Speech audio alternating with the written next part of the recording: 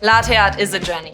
But no matter how simple or complex the pattern, they all require 3 things: well-extracted espresso, microfoam textured milk, and a lot of practice.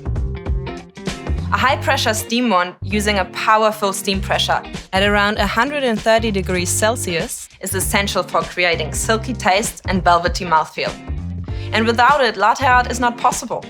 To help you master latte art, we've created a training cup to get you started. The circular lines at the base indicate the espresso volume for a single and double shot. The curved line on the wall helps guide you when pouring microfoam. Let's see a demo. Start with the jug up high and tilt the cup to increase the surface area of the espresso, using the dotted line as a guide. Pour a thin, constant stream of microfoam to pierce the center of the crema. As the cup starts to fill, stop before you hit the line and tilt the cup more upright. Then bring the tip of the jug close to the surface of the milk, almost touching it.